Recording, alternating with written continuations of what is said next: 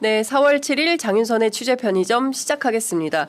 오늘 댓글창에 역시 노미님께서 뉴욕에서 인사 주셨습니다. 취재 편의점 안녕하세요. 오늘도 엄청난 뉴스 들고 오셨네요. 좋아요 누르고 기다립니다 하셨고요. KKK님께서는 장 기자님 오늘도 좋은 뉴스 부탁드립니다 하셨습니다. 오늘 준비한 소식이 너무나 많습니다. 취재한 것도 많고 해서 저희가 빠르게 가보도록 하겠습니다. 우선 첫 번째 준비한 소식 영상으로 만나보시겠습니다.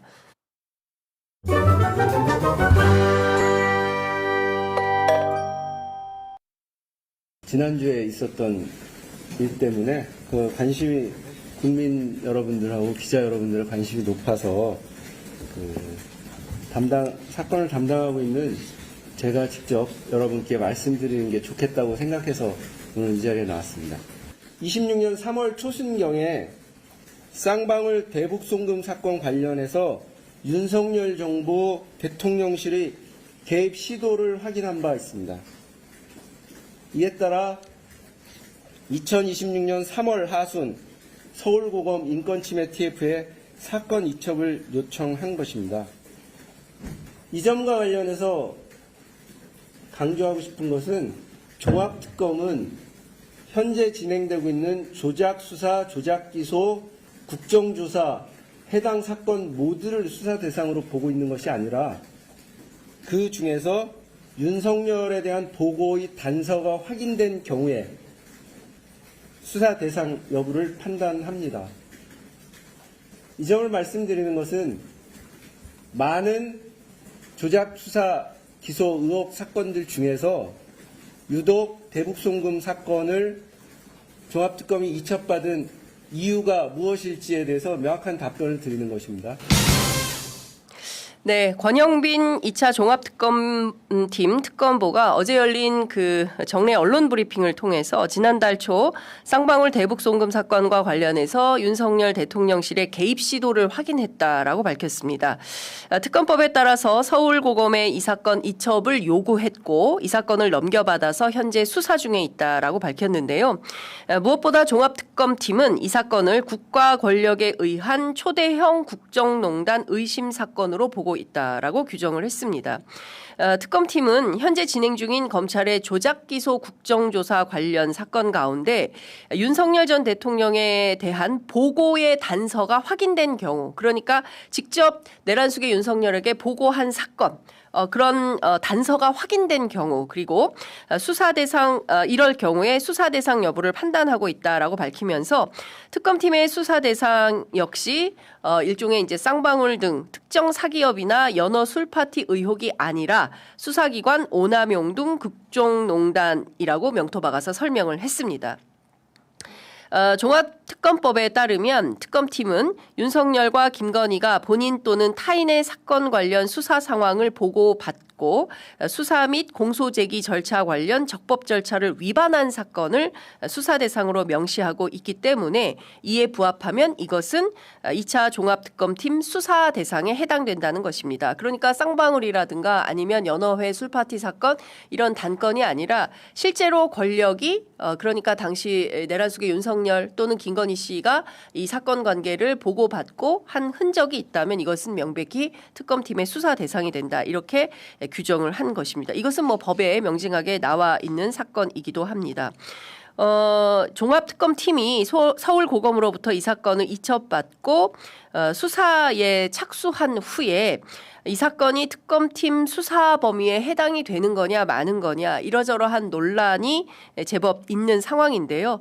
이 부분에 대해서 권영빈 특검보가 확실히 가르마를 타고 이 사건이 2차 종합특검팀의 수사 대상이라는 점을 명징하게 밝힌 이유가 좀 있어 보이는데요. 중요한 것은 특검팀이 이 사건 다 떠나서 쌍방울 대북송금 사건에 윤석열 대통령실이 어떤 방식으로든 개입된 증거가 확인이 된다면 이거는 묵과하기 어려운 권력형 범죄에 해당이 되기 때문에 그렇습니다. 관련된 내용을 조금 더 깊이 있게 취재하려고 어제 권영빈 특검보하고 직접 전화 연결을 해봤는데요. 현재 수사 상황이 어떤 건지 직접 물었습니다. 그랬더니 첫 번째 반응이 팀원도 없다라는 반응이 나왔습니다. 저 조금 놀랐거든요. 있는데요. 아니 그 지금 벌써 전체 150일의 수사 기간 가운데 5분의 1이 지났는데 여전히 팀원도 없다는 게 무슨 말씀이십니까? 라고 물었더니 기록을 넘겨받아서 본격적인 수사를 시작해야 하는데 현재 수사할 인원이 마땅치 않아서 수사 속도에 차질을 빚게 될까 봐 우려된다라고 솔직히 토로했습니다. 브리핑에 본인이 직접 나서게 된 배경도 사실은 법무부로부터 수사검사들을 직접 파견 요청하려고 나선 거였다 이렇게 설명을 하기도 했는데요. 벌써 시간이 5분의 1이 지나가 버렸기 때문에 실제 속이 타들어간다라는 말씀도 하시면서 검찰청이나 이전 특검팀으로부터 실질적 협조를 잘 못 받고 있는 점도 존재한다라는 것도 설명을 했습니다. 언론을 통해서 쌍방울 대북송금 사건이 종합특검팀 수사 범위에 맞냐 안 맞냐 뭐 이렇게 옥신각신이 있고 실제 이거는 쓴 수사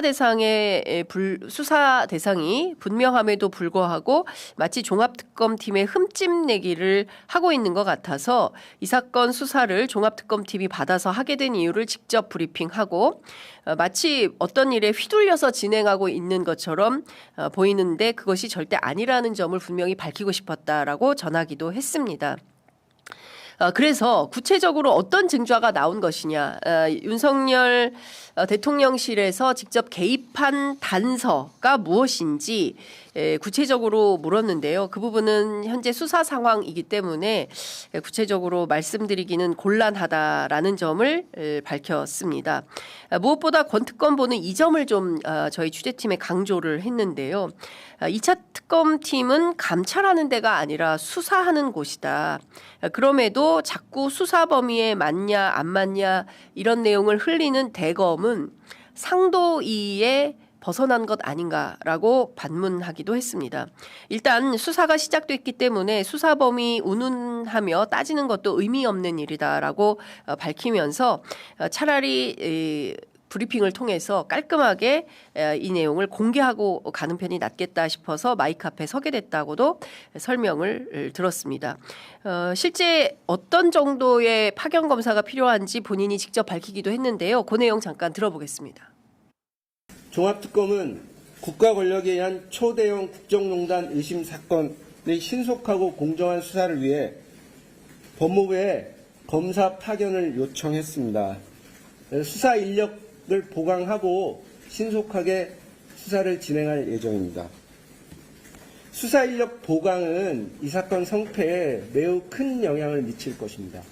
왜냐하면 지금 종합특검이 출범한 지 한 달 반 가까이 되면서 이미 각 팀별로 수사 대상 사건들을 배당을 했고 실제로 수사가 진행되고 있습니다. 그 와중에 지금 현재 이 새로운 사건을 충실하게 수사하려면 부족한 인원이 보강될 필요가 있는 것입니다. 관련하여 말씀드리면 현재 우리 종합특검법상 검사 파견 정원은 15명입니다. 그러나 현재 파견된 검사는 12명에 불과하고 나머지 3명이 파견되지 않고 있습니다. 이 점과 관련하여 종합특검에서는 법무부와 대검에 여러 차례에 걸쳐서 10여 명이 넘는 검사 파견을 요청했으나 모두 각자의 사정을 이유로 파견이 불어댔습니다. 그래서 현재 법상 검사 파견 정원도 채우지 못한 채 수사는 진행되고 있습니다. 이 기회를 맞이하여 이 사건을 위해서 나머지 검사의 파견을 법무부에 요청한 것입니다. 네. 자, 권영빈 특검보가 너무 절실하게 말씀을 하셔서 제가 관련해서 법무부 고위 관계자하고 직접 또 소통을 하지 않았겠습니까? 그래서 왜 파견 검사를 안 보내시는 거냐. 이렇게 절절하게 수사를 해야 되는 특검팀에서 법무부에 검사 파견을 요청하고 있는데 도대체 왜 안 해주는 거냐라고 물었는데요. 법무부 고위 관계자는 이렇게 이야기했습니다. 첫 마디가요. 아유 죄송합니다. 제가 아직 목이 낫질 않아가지고 첫 마디가 지금 검찰 상황이 이렇게 얘기를 하는데요. 장 기자도 알다시피 지금 검찰청 문 닫고 지금 상황에서 어느 검사가 지금 특검팀에 파견이 돼서 일하고 싶겠냐. 지금 뭐 떠나는 검사들이 대체로 중견 검사들이 많은 상황인데 중수청이 제대로 수사될지도 상당히 의문이다라고 얘기를 합니다. 그러니까 특검팀의 수사 파견을 여쭙는데 지금 가겠다는 검사들이 없다라는 거고요. 그래서 이제 중수청이 제대로 안 돌아갈 거다라고 또 말씀을 하셨습니다. 공정위, 금융범죄 뭐 이런 것들 아마 중수청 수사가 제대로 돌아갈 가능성이 0.01% 가능성도 없다. 매우 불안하다. 진보 진영에서 보안 수사권 관련해서 여러저러 말씀들이 많은데 이게 결국에는 사법의 민영화로 귀착될 가능성이 매우 높다라고 주장을 하고 있습니다. 어쨌든 저는 이제 특검팀의 검사 파견을 여쭈었는데 이제 중수청까지 확장된 고민을 하고 있는 걸 보면 실제로 손드는 검사들이 거의 없는 모양이다라는 판단을 하게 됩니다. 이게 모르겠습니다. 그래서 제가 관련해서 직접 그 권영빈 특검보에게도 물었습니다. 실제 어떤 거냐라고 했더니 권영빈 특검보는 또 전혀 다른 이야기를 하고 있어요. 우리는 지금 검사 하나하나가 상당히 아쉬운 상황인데 너 올래? 예, 수사검사한테 이렇게 했을 때 오겠다라고 결심한 검사들도 있다. 그런데 어쨌든 조직적 상황에서 잘 못 나오는 것 같다. 라는 얘기를 하는 거죠. 이를테면 대검 차원에서 너 가라 이렇게 조직 차원에서 좀 보내야 되는데 어쨌든 조직원의 일원이기 때문에 본인이 손들고 나가면 또 내가 또 검찰 조직에서 왕따 당하는 거 아니야? 그리고 막상 내가 지금 검찰청 소속 검사로서 특검 갔다가 돌아와서 10월 1일부터는 이제 공소청, 중수청 이렇게 분화되는데 내 자리 없어지는 거 아니야? 이 존재에 대한 상당한 불안을 느끼는 검사들이 있는 것 같다라는 겁니다. 이 여러 가지 상황들이 상당히 이제 중첩되고 있는 내부의 현실을 제가 취재를 통해서 확인할 수 있었는데요. 중요한 포인트는 그럼에도 불구하고 종합특검팀에서 윤석열의 대통령실에서 대북 송금 사건에 관여한 그리고 개입한 시도를 확인했다라는 점입니다. 그렇다면 조금 더 수사 속도를 내는 것이 본질 자기 역할에 맞는 것은 아닌가라는 기자로서의 판단은 좀 듭니다. 조직적인 또 개인적인 이해관계를 떠나서 공무상 필요에 의하면 또 본인이 검사로서 직분에 맞는 역할을 해야 된다면 지금 당장 선택해서 특검으로 달려가 수사를 해야 되는 것은 아닌가라는 생각이 좀 드는 겁니다. 이 관련해서 지난 3일 국회에서 열린 조작기소 국조특위 기관 보고에 출석했던 이종석 국정원장도 상당히 충격적인 보고를 국민께 해놨는데요. 그 발언 함께 들어보시겠습니다. 윤석열 정부 공직기강 비서관실이 대북 송금 사건에 대한 관여를 시도한 사실이 밝혀졌습니다. 북한 통전부와 아태위가 조선노동당과 달리 금융제재 대상이 아니라는 기재부 유권 해석이 24년 2월 27일 언론에 보도되자 인사검증과 대통령실 내부감찰을 담당하는 공직기강 비서관실이 이 사안에 관여했습니다. 이시원 당시 비서관은 노동당 산하 조직이 제재 대상이 아니라는 게 납득되지 않는다고 언급했고 공직기관 비서관실의 요청에 따라 황원진 당시 국정원 차장 측은 제재 대상에 포함된다는 의견을 3월 4일 회신했습니다. 그러나 이 같은 상황을 뒤늦게 인지한 조태용 당시 국정원장은 그걸 왜 보냈냐고 질책하고 제재 대상에 포함된다는 취지의 부분을 보고서에서 제외하여 수정본을 전환할 것을 지시하였습니다. 또한 이 비서관은 통전부 아태위의 금융제재 대상 포함 여부에 관해 부처별 해석이 달라 허점이 있다며 국정원장이 주관하는 관계기관 회의를 개최하고 해석 기준을 마련할 필요가 있다고 주장했는데 조태용 당시 국정원장이 부정적 발언을 표출하자 국정원장 대신 국가안보실이 주관하도록 하겠다고 언급한 것까지 확인하였습니다. 이 정도면 사실상 윤석열 대통령실의 주관 아래 기획된 대북 송금 사건, 쌍방울 대북 송금 사건의 실체가 백일화에 드러나고 있는 게 아닌가 싶습니다. 무엇보다 국정원과 금감원이 사건의 실체를 알 수 있는 핵심 증거를 포착했지만 검찰이 이것을 의도적으로 묵살 또는 누락한 정황이 새롭게 확인이 되면서 이 사건은 그야말로 일파만파 확장되고 있다. 이렇게 봐도 과언이 아닐 것 같은데요. 방금 들으신 바대로 이종석 국정원장은 기관 보고를 통해서 검찰이 공소 사실과 배치되는 핵심 첩보를 고의로 누락한 정황을 보고했습니다. 이종석 원장에 따르면 국정원은 윤석열 정부 출범 직후 전현직 검사 출신 국정원 감찰 부서장들이 주도한 쌍방울 대북 사업 관련 현안 대응 TF를 꾸려서 감찰을 했지만 쌍방울과 경기도의 연관성을 찾지 못했음에도 불구하고 이런 내용이 담긴 감찰 결과 보고서를 수원지검에 제출하지 않고 누락했다는 것입니다.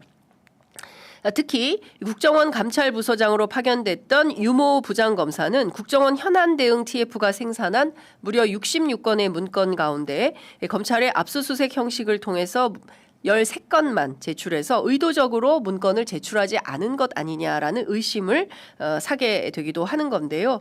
취임 직후 특별감사를 통해서 확인한 바에 따르면 첫 번째 쌍방울의 주가 조작 시도 첩보를 받았고 두 번째 김성태의 불법 도박 정황도 확인을 했고 세 번째 필리핀에서 돈을 받았다는 북한의 리호남이 정작 필리핀은 방문하지 않았다는 것도 확인을 했다는 것입니다. 황해도 스마트팜이 실제 건설되지 않았다라는 것을 뒷받침하는 정보 등도 확인했다는 것인데요. 이 내용들이 검찰의 공소 사실과 배치되는 핵심 내용들이지만 재판에 제출되지 않은 사실도 발견했다고 보고했습니다. 이 정도 되면 실제로 국정원에서 확인한 내용들을 다 그 검찰이 인용을 해서 재판에 반영을 했다 한다면 이것은 재판 과정에서 다 무죄가 나오고도 남은직한 그런 사건인데 결국 이런 것들을 누락함에 따라서 사건이 조작된 거 아닌가라는 의심을 받게 되는 거 아니겠습니까? 이 부분에 대해서는 누가 이 사건을 주도한 것인지 누가 누락시킨 것인지 관련자들을 전부 찾아내서 수사하고 엄벌에 처해야 되는 것이 아닌가 싶습니다. 무엇보다 어제 정성호 법무부 장관은 이 사건 핵심 당사자인 박상용 검사를 직무정지시켰는데요. 법무부는 대북 송금 사건 수사 과정에서 박상용 검사가 직무상 의무를 위반했고 수사 공정성에 의심이 가는 언행 등 비위로 감찰 중인 박 검사에 대한 직무집행 정지를 명했다고 법무부는 밝혔습니다. 검사징계법 8조에 따르면 검찰총장은 해임 면직 또는 정직 사유에 해당한다고 인정되는 사유로 조사 중인 검사에 대해 징계 청구가 예상이 되고요. 그 검사가 직무 집행을 계속하는 것이 현저히 부적절하다고 인정되는 경우에는 법무부 장관에게 그 검사의 직무 집행을 정지하도록 명해줄 것을 요청할 수 있습니다. 법무부는 이 내용이 타당하다고 판단해서 직무를 배제시킨 상황이다. 이렇게 볼 수 있을 것 같습니다. 자, 저희가 이뿐만 아니라 어제 그 종합특검팀에서 정례 브리핑을 통해 새롭게 발견한 또 다른 소식이 있는데요. 관련된 내용 우선 영상으로 만나보시겠습니다.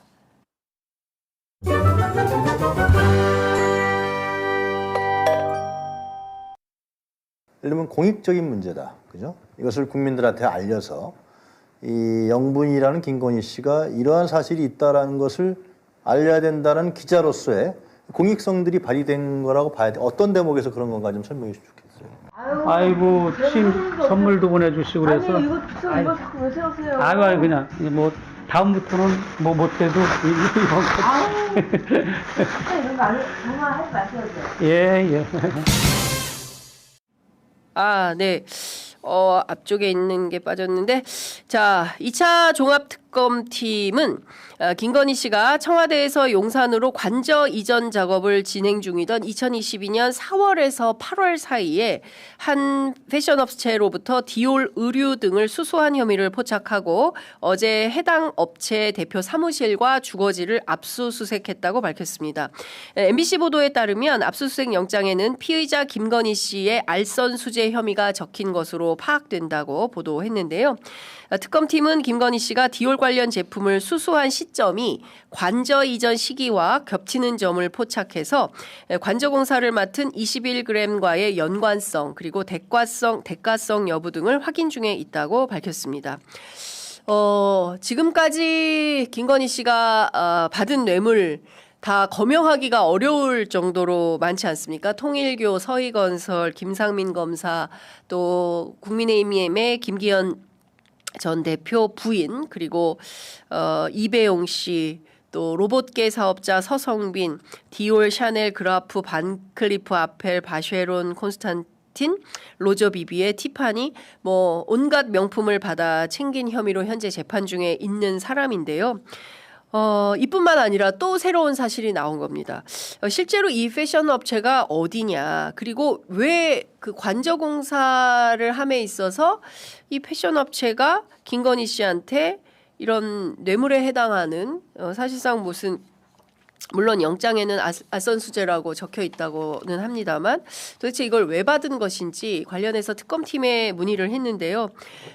추가로 확인된 내용은 없다. 그리고 수사 과정에 있기 때문에 더 알려드릴 수는 없다라는 얘기만 계속 반복돼서요. 저도 더 취재가 안 돼서 더 이상은 확인할 수 없었다라는 말씀 좀 드리겠습니다. 다음 준비한 소식 영상으로 만나보시겠습니다. 지금 저기 정진상, 김용 이런 사람들도 다 공범화돼 있지 어디에 종범화돼 있는 게 있습니까? 저희가 그거랑 맞춰야 되는데 할 수가 없잖아요. 자, 이 내용은 더불어민주당 전용기 의원실에서 MBC로 건넨 박상용 검사와 서민석 변호사 간의 녹음 파일입니다. 녹음된 시점은 2023년 6월 19일이라고 하는데요.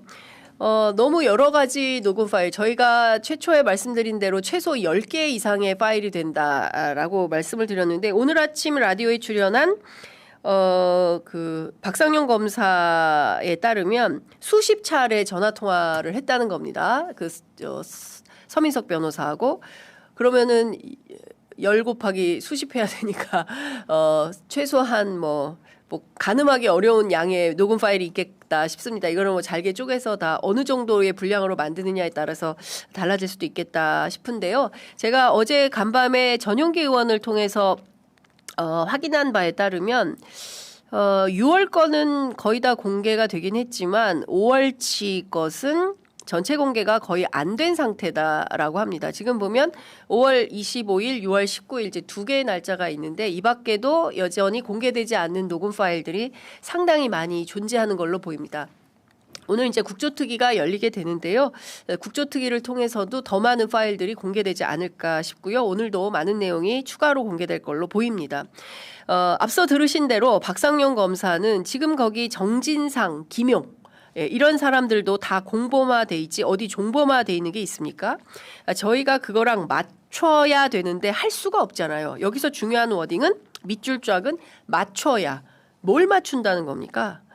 자, 정진상 전 성남시 정책실장은 당시에 대장동 사건 성남FC 후원금 의혹 사건으로 재판을 수사를 받고 있던 중이었습니다. 그리고 여기 등장한 김용 전 민주연구원 부원장도 이재명 당시 더불어민주당 대표의 불법 대선 자금을 받았다는 혐의로 중앙지검에서 기소돼서 각각 재판을 받고 있었습니다. 특이한 점은요.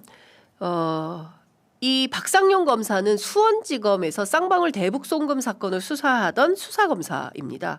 그런데 정진상, 김용 두 사람은 서울중앙지검에서 조사를 받고 재판을 받던 사람들이죠.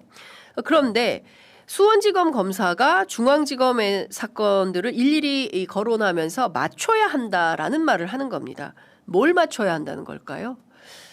뭘 맞춰야 한다는 것인지 오늘 국조특위에서 여러 의원들이 좀 질문을 박상용 검사를 통해서 해주면 좋겠다라는 생각이 듭니다. 또한 박상용 검사는 이재명 당시 더불어민주당 대표와 이화영 전 경기도 평화부지사를 묶는다라는 말도 하는데요. 이런 멘트가 나옵니다. 이화영 씨를 방조범으로 할 수는 없죠. 그걸 어떻게 방조범으로 할 수가 있겠어요? 결국에는 그렇게 하면 둘이를 묶어가지고 이화영과 이재명을 묶어서 이거는 김성태 말이 맞고 등등의 발언을 이어갑니다. 이 내용도 조금 더 풀텍스트가 나오면 좋겠다. 어떤 맥락인지 들어보면 좋겠다라는 생각이 드는데요. 묶는다. 맞춰야 하고 묶어가지고 묶어서 좀 이상하다라는 생각이 들지 않습니까? 결국 우리가 의심하고 있는 바대로 이 쌍방울 대북 송금 사건의 검찰의 최종 꼬린 목표는 이재명 당시 더불어민주당 대표였고 이거 꼬린의 목표를 정해놓고 나머지는 사실상 사람들 또 발언들 또 증언들 뭐 이런 것들 진술들을 꿰맞추기 하려고 했던 것은 아니냐. 라는 의심을 하게 됩니다. 사실상 이재명 당시 더불어민주당 대표와 측근 정치인들을 전부 엮어서 일종의 일망타진 계획을 세우고 수사했던 것은 아닌가라는 의문도 하게 되는 것입니다. 실제로 이 통화 석 달 뒤에 수원지검은 대북송금 사건을 중앙지검으로 또 중앙지검은 백현동 개발비리와 대북송금 위증교사 의혹을 하나로 묶어서 이재명 당시 대표에 대해 구속영장을 청구했습니다. 사건이 이렇게 조작되는 동안 설마 대한민국 검찰이 설마 대한민국의 공권력이 이렇게까지 심각하게 정치 권력에 동원이 되고 이용되고 있을까?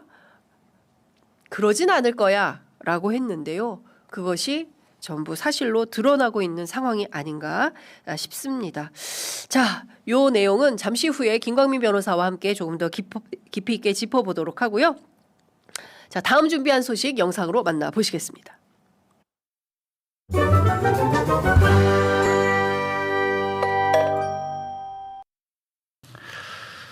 그리고 비록 우리 정부의 의도는 아니지만 일부의 무책임하고 무모한 행동으로 불필요한 군사적 긴장이 유발된 데 대해서 북측에 유감의 뜻을 표합니다.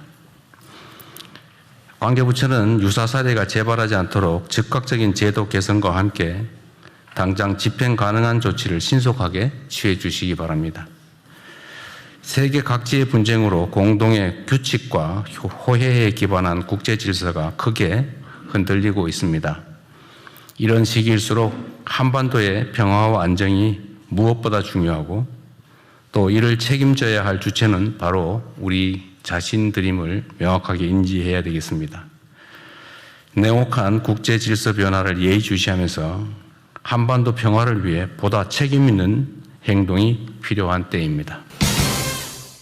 이재명 대통령은 어제 열린 비상경제대책회의에서 윤석열 정권 당시 빚어진 무인기 대북 침투 사건에 대한 유감을 표명했습니다.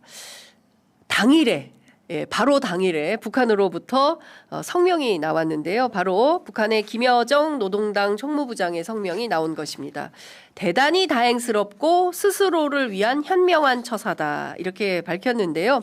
특히 우리 국가수반은 이를 솔직하고 대범한 사람의 자세로 평가하였다라고 전했습니다. 이것은 김정은 국무위원장이 이재명 대통령을 솔직하고 대범한 사람이라고 평가했다라는 것까지 이제 곁들여서 밝힌 건데요. 뭔가 남북관계에 훈풍이 불려나?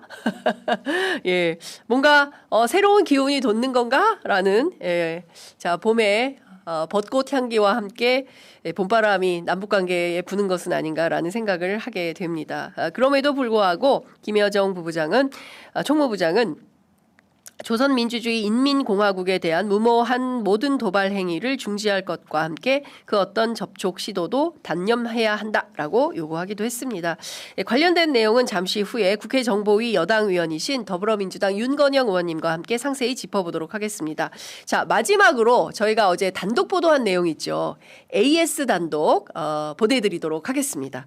자, 영상 먼저 만나보시겠습니다.